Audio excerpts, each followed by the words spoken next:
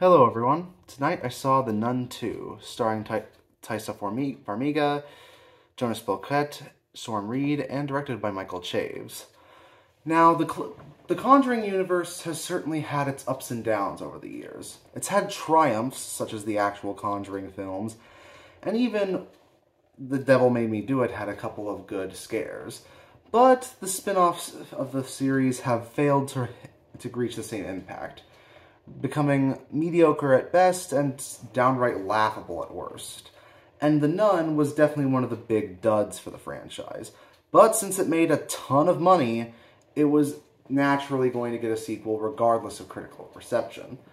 Thankfully, Michael Chaves and the rest of the crew over in the Conjuring Universe seem to have taken the criticisms of the original film into account, because this film was far scarier, far better paced, and actually delivers a few decent surprises along the way.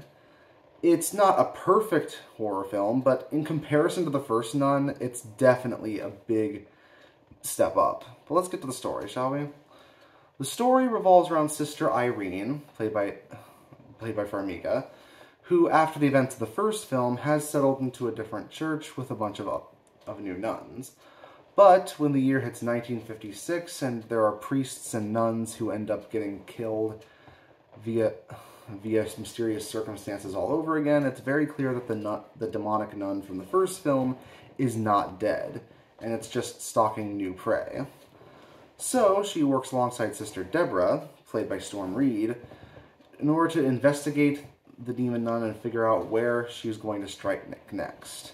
All while Jonas Bloquet happens to play the gardener from the first film, who is now defending a young girl from her tormentors at this church.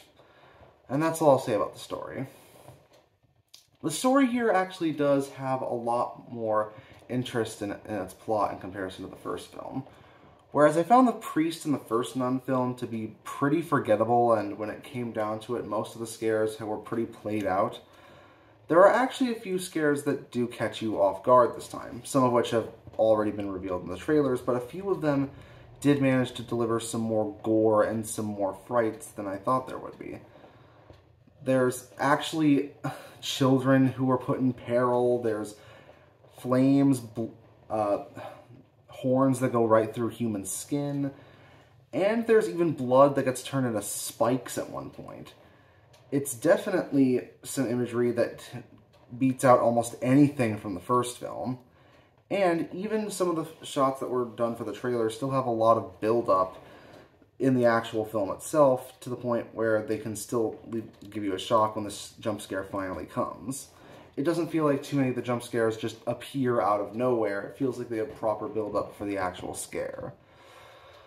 Plus, I actually like Farmiga and Reed as the two nuns in this film. They get along rather well. They have some pretty good chemistry when it comes to both the horror and more slice-of-life scenes. And I wouldn't mind Storm Reed being in more horror films, given how she's acted in both this and The Last of Us TV show.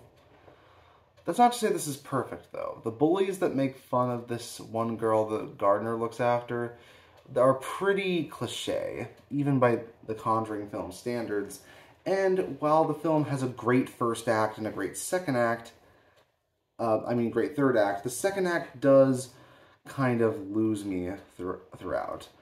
It does have a few scenes that I could have cut, and it wouldn't have affected the film's plot that much.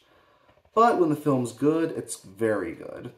And while I wouldn't rank this above the Conjuring films, even The Devil Made Me Do It, in a few senses, it's definitely a sign that the spin-offs of the Conjuring Universe can work if there's some actual passion put into them.